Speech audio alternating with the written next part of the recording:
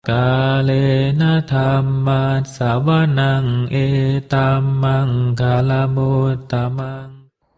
Part 13. Judul buku Bunga Rampai Ceramah Dhamma Retret Intensif Meditasi Satipatthana oleh Sayadaw U. Zattila di ISMC Bakom Indonesia 1 Maret sampai 7 April 2020.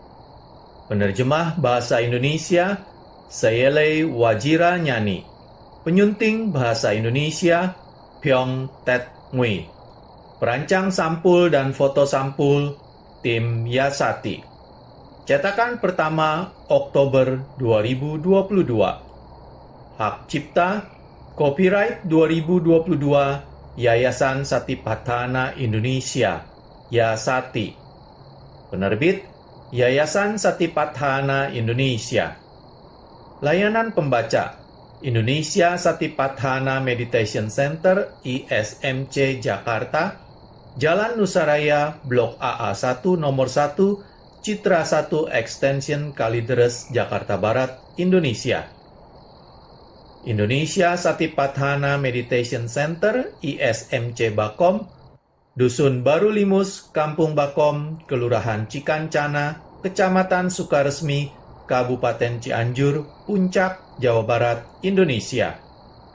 Buku ini tidak diperjualbelikan, untuk dipersembahkan sebagai dana dhamma dari meditator dan umat Yasati dalam maupun luar negeri.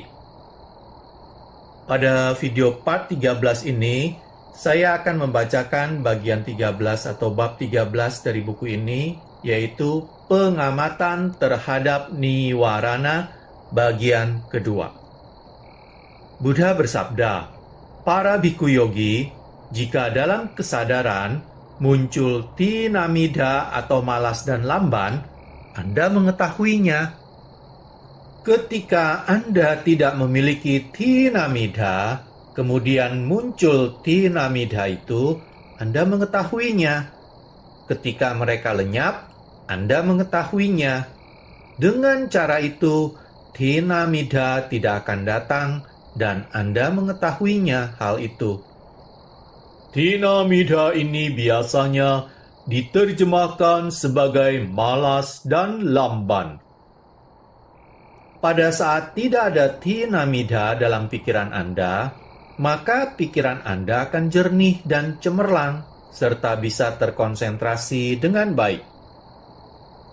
Tetapi ketika ada tinamidha dalam pikiran Anda, maka Anda akan merasakan berat dan seperti penuh.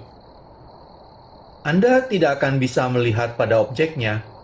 Ketika ada tinamidha di dalam pikiran Anda harus mengetahuinya. Ketika tidak ada tinamidha di dalam diri Anda harus mengetahuinya. Anda harus melakukan pengamatan terhadap objek Anda dengan jelas. Bila kemudian muncul tinamidha, maka objek yang Anda amati menjadi kabur. Oleh karena itu, Anda harus terlebih dahulu mengamati tinamidha ini sampai ia menyingkir dan tidak akan muncul lagi. Ketika Anda mempraktekkan meditasi dan muncul tinamidha dalam diri Anda, itu tidak menjadi persoalan. Yang terpenting adalah Anda harus mengetahui bagaimana cara melakukan pengamatan terhadapnya. Ketika Anda memiliki cukup konsentrasi dan perhatian murni, maka Anda tidak perlu bantuan menghitung ataupun menggunakan renungan terhadap sifat-sifat Buddha atau Buddha Nusati. Hanya pada saat kesadaran Anda tidak jernih karena adanya tinamidha, maka Anda harus melakukan pengamatan terhadap tinamidha terlebih dahulu, supaya kesadaran Anda menjadi jernih. Ketika Anda mempraktekkan meditasi, kemudian muncul tinamidha, bahkan ada beberapa yogi yang sampai jatuh tertidur.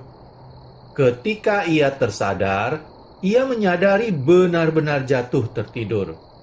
Ini tidak menjadi persoalan.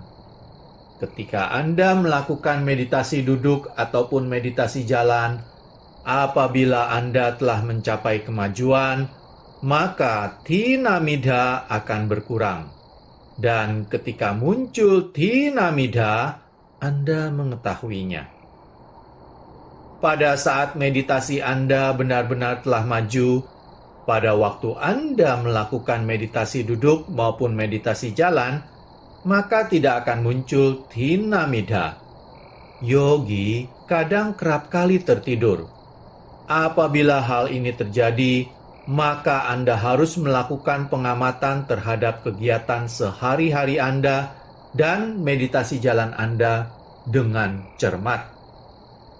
Dalam bahasa Pali dikatakan, ketika seseorang sedang melakukan praktek meditasi, apabila wirya atau usaha dan samadhi atau konsentrasi ini tidaklah seimbang, maka akan menimbulkan persoalan. Jika konsentrasi ini berlebihan dan wirya atau usahanya ini melemah, maka tinamidha ini akan menyerang. Bahkan, kadang-kadang sampai tertidur 30 menit atau 1 jam. Yogi tersebut tidak mengetahuinya. Apa yang terjadi jika Anda kerap kali dihinggapi tinamidha? Sekali lagi, Anda harus melakukan pengamatan terhadap kegiatan sehari-hari Anda dengan cermat, supaya Anda bisa menyeimbangkan antara wirya dan samadhi Anda. Kadang-kadang, yogi bisa berjalan lambat, tetapi pada saat itu, kesadaran pencatatannya tidak betul-betul sampai objeknya. Ia hanya bergerak lambat saja, sehingga konsentrasinya menjadi berlebihan, dan usahanya tidak memadai. Padahal, antara usaha dan konsentrasi ini haruslah seimbang. Pada saat Anda seringkali dihinggapi oleh tinamidha sampai jatuh tertidur, Anda harus melakukan pengamatan terhadap gerakan kembang kempis dengan sangat cermat. Harus betul-betul bisa sampai pada objeknya. Demikian pula, ketika Anda melakukan pengamatan terhadap gerakan angkat, maju, dan letakkan, Anda betul-betul harus sampai pada objeknya. Demikian pula pada waktu Anda berdiri ataupun berputar, sehingga jika Anda bisa mengamati sampai pada objeknya, tidak akan muncul tinamidha. Anda akan berhasil dalam mengatasi tinamidha. Biku yogi, ketika ada uddaca dan kukkuca, uddaca artinya adalah kesadaran yang mengembara atau berpikir, sedangkan kukkuca adalah perasaan menyesal. Ketika ada uddaca dan kukkuca, Anda mengetahuinya. Ketika tidak ada uddaca dan kukkuca, Anda juga mengetahuinya. Pada satu saat, ketika Anda terkonsentrasi dengan baik, kemudian muncul uddaca dan kukkuca, Anda mengetahuinya. Anda harus melakukan pengamatan terhadapnya sampai ia lenyap, dan Anda juga mengetahui hal itu. Sehingga uddaca dan kukkuca tidak akan kembali dalam beberapa jam, beberapa hari, ataupun selamanya. Uddaca adalah kesadaran yang mengembara. Ketika ia muncul, Anda harus mengetahuinya. Ketika tidak ada uddaca dan kukkuca, Anda juga mengetahuinya. Ketika Anda mempraktekkan meditasi, kemudian ada pikiran yang mengembara atau berpikir, itu adalah suatu hal yang biasa. Kadang-kadang tidak ada kesadaran yang mengembara ataupun berpikir. Apabila ada uddaca dan kukkuca, Anda bisa mengamatinya. Tetapi jika Anda belum mahir, Anda bisa melakukan pengamatan terhadap gerakan kembang dan kempisnya perut. Pada waktu Anda melakukan meditasi jalan pun demikian. Jika Anda telah mengetahui bagaimana cara melakukan pengamatan terhadapnya, maka Anda bisa melakukan pengamatan. Tetapi, jika pikiran yang mengembara, berpikir, ataupun rasa penyesalan tetap datang dan datang lagi, Anda janganlah cemas. Anda harus lebih cermat dan berhati-hati dalam melakukan pengamatan terhadap kembang dan kempis. Demikian juga pada waktu Anda mempraktekkan meditasi jalan. Andai pun masih ada, itu tidak menjadi persoalan. Anda hanya harus tetap melakukan pengamatan terhadap gerakan kembang kempis. Ketika Anda melakukan pengamatan dengan baik, maka Anda akan bisa mengurangi rintangan ini. Anda akan bisa menyingkirkan pikiran yang mengembara maupun berpikir.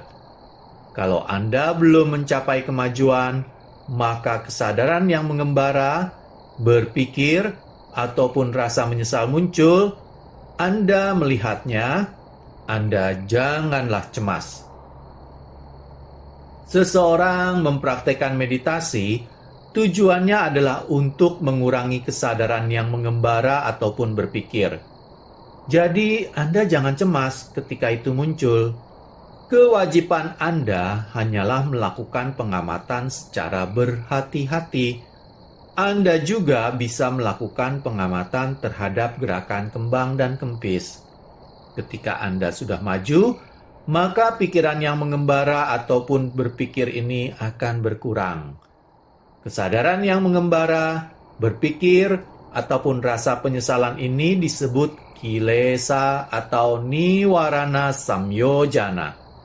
Apabila kilesa ini tetap saja muncul dan muncul, Anda harus terus berusaha. Buddha mengatakan kepada salah satu murid beliau, Bhikkhu Mekkiya. Bhikkhu Mekkiya ini memohon izin kepada Buddha untuk pergi berlatih meditasi di Taman Mangga. Pada waktu pertama kali Bhikkhu Mekkiya meminta izin, Buddha mengatakan, "Jangan, tunggu ada bhikkhu yang lain." Untuk kedua kalinya, Bhikkhu Mekkiya memohon izin kembali. Buddha tetap mengatakan, "Jangan, tunggu ada bhikkhu yang lain."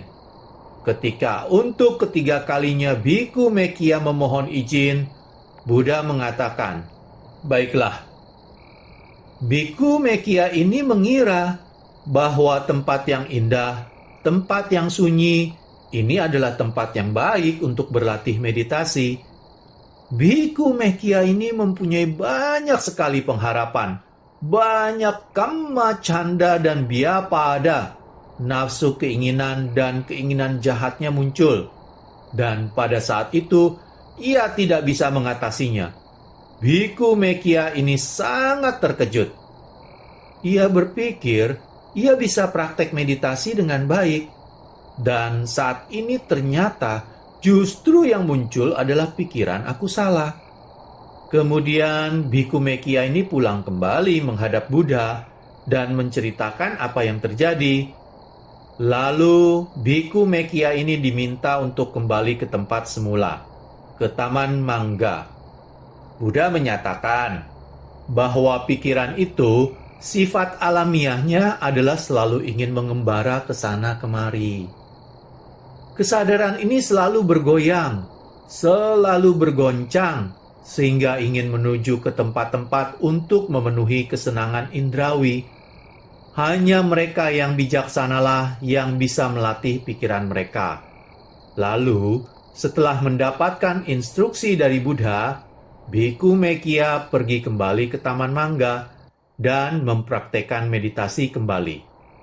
Karena beliau telah mendapatkan dan mengetahui instruksi yang diberikan oleh Buddha, yaitu hanya mengamati saja, akhirnya Bhikkhu Mekkiya ini bisa mengurangi pikiran aku salah beliau.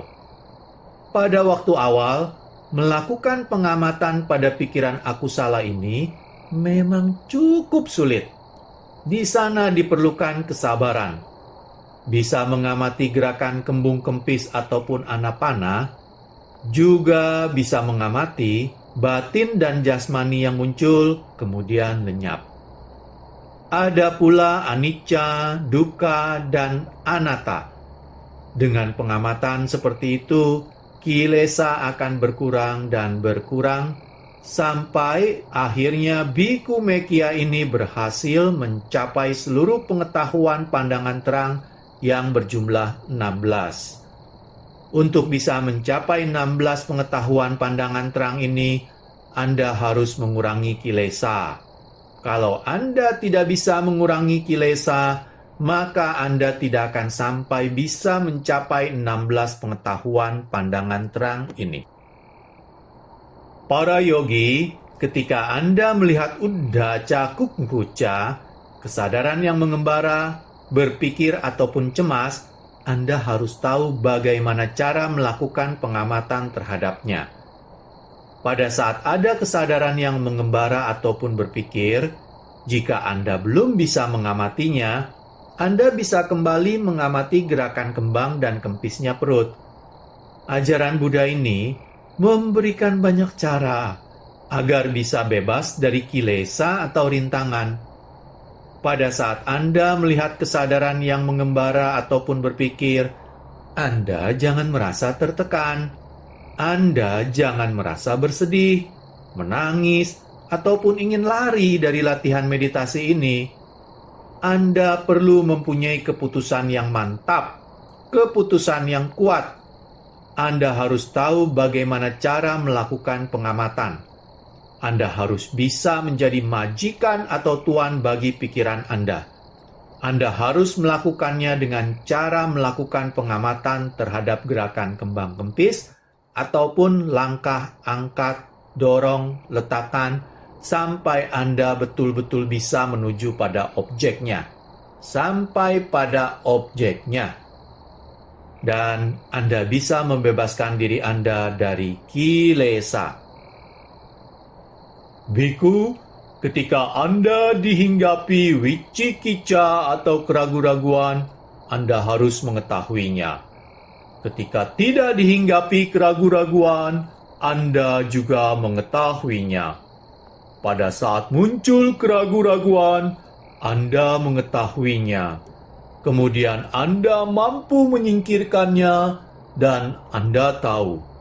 Dan keraguan-raguan itu tidak kembali. Ketika Anda mempraktekkan meditasi, Anda pasti akan melihat 5 niwarana ini. Kadang-kadang Anda bisa menyingkirkannya. Misalnya, Anda mampu menyingkirkan kamma canda untuk sementara. Demikian juga, Anda bisa menyingkirkan vyapada untuk sementara waktu. Menyingkirkan tinamidha, Uddaca, dan Kukkuca untuk sementara waktu. Ketika Anda telah maju dan Anda mampu mencabut, menyingkirkan wicikica atau keraguan-raguan, maka Anda tidak akan pernah dihinggapi keraguan-raguan lagi. Pada saat Anda mampu melihat di sana tidak ada lagi Uddaca Kukkuca maupun tinamidha, maka sebelum Anda bisa mencapai tataran menyingkirkan secara keseluruhan, Anda bisa menyingkirkan kilesa-kilesa itu untuk sementara waktu. Memang ada beberapa yang kemudian tidak kembali, misalnya dosa atau kemarahan, kebencian terhadap seseorang. Ada yang jika Anda telah mengamatinya, tidak akan muncul kembali kebencian terhadap orang itu. Pada saat Anda belum bisa mencabut atau menyingkirkan keseluruhannya, kadang-kadang masih akan muncul dan akan Anda lihat. Kadang-kadang pada orang tertentu, Anda bisa menyingkirkannya atau mencabutnya untuk selamanya. Tetapi, sebelum Anda bisa untuk menyingkirkannya secara permanen, maka Anda akan masih bisa melihatnya. Baru setelah Anda mampu menyingkirkan keseluruhannya, Anda tidak akan bisa melihat lagi dosa muncul dalam kesadaran Anda. Walaupun ada seseorang yang berbuat demikian salah pada Anda tidak akan menjadi marah, bersedih, ataupun cemas. Karena sudah tidak ada lagi kebencian dalam diri Anda. Tidak ada kemarahan, juga rasa depresi, tidak bahagia, atau semua yang berhubungan dengan dosa. Demikian juga dengan nafsu keinginan indrawi. Anda bisa melihatnya bahwa mereka sudah tidak muncul lagi. Demikian juga dengan tinamida sudah tidak bisa Anda lihat lagi. Juga penyesalan atau kukuca terhadap kesalahan di masa lampau. Ketika Anda sudah bisa menyingkirkan kukuca ini, maka tidak akan muncul lagi penyesalan dalam diri Anda. Sebagai contoh, seperti Angulimala yang telah melakukan banyak sekali kesalahan. Ia telah membunuh 999 orang. Tetapi ketika beliau telah mampu mencapai tataran arahan, beliau sudah tidak ada rasa penyesalan lagi. Tidak ada kukuca lagi. Kukuca ini adalah penyesalan seperti misalnya, mengapa saya berbuat salah? Mengapa saya membunuh?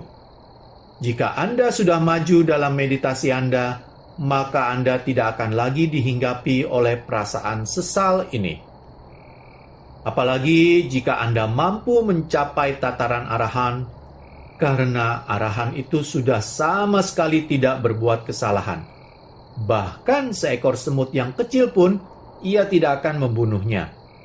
Sebelum seseorang memahami Dhamma, ia masih bisa banyak melakukan kesalahan.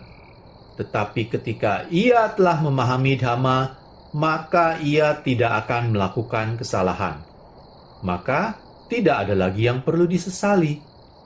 Oleh karena itu, sebelum Anda bisa sampai pada titik itu, sebagai seorang putujana, Anda tentu masih bisa melakukan kesalahan terhadap orang tua Anda, suami atau istri Anda, saudara atau saudari Anda, kerabat Anda, atau teman-teman Anda.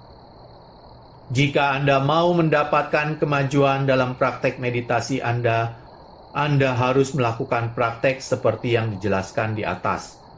Anda harus bisa mengkoreksi diri Anda sendiri, agar Anda tidak berbuat kesalahan lagi. Anda menderita, itu karena kilesa. Anda berbuat salah, juga karena kilesa. Anda diserang rasa depresi, juga karena kilesa. Kalau Anda mempraktekkan meditasi dengan melakukan pengamatan, maka Anda akan bisa mencabut kilesa itu. Para biku, dengan cara melakukan pengamatan seperti itu terhadap niwarana internal, Anda juga melakukan pengamatan terhadap niwarana eksternal. Ketika muncul niwarana, Anda tahu. Kemudian Anda mengamati sampai ia lenyap. Pada saat sakti atau perhatian murni Anda telah mengalami kemajuan, demikian juga pengetahuan-pengetahuan pandangan terang Anda telah mengalami kemajuan.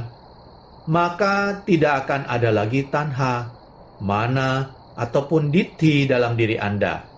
Tidak ada lagi kerinduan atau kemelekatan terhadap dunia ini. Dengan cara Anda melakukan pengamatan terhadap niwarana atau rintangan batin, Anda akan mampu membebaskan diri dari semua kilesa. Biku, dengan melakukan pengamatan terhadap 5 niwarana ini sebagai Dhammanupassana, para yogi yang betul-betul mempraktekkan akan bisa mencabut semua niwarana ini, sehingga Anda tidak akan memiliki kemelekatan terhadap yang lain. Demikian pula, yang lain tidak ada kemelekatan terhadap Anda. Anda haruslah melakukan pengamatan dengan cara begitu, sehingga Anda bisa menyingkirkan semua niwarana. Anda harus mempraktekkan pengamatan pada waktu meditasi duduk, meditasi jalan, ataupun meditasi kegiatan sehari-hari dengan berhati-hati, dengan cermat. Sehingga akhirnya Anda akan mampu mengatasi 5 niwarana, yaitu 1. Kammacanda, 2. Vyapada, 3. Tinamida, 4. Uddhaca kukuca, 5. Wicikicca. Sayadaw berharap para yogi memahami, tahu caranya bagaimana melakukan pengamatan terhadap niwarana ini, sampai nanti Anda bisa membebaskan dari semua niwarana. Sayadaw mengakhiri ceramah Dhamma sampai di sini. Sadhu, sadhu, sadhu. Demikianlah, selesai sudah saya membacakan bagian 12 atau bab 12 dari buku ini, yaitu pengamatan terhadap niwarana bagian 2. Pada video part selanjutnya, video part yang ke-14, saya akan membacakan bagian 14 atau 14, yaitu mengambil 5 khanda sebagai objek. Terima kasih. Kalena dhamma savanang etamang kalamuttamang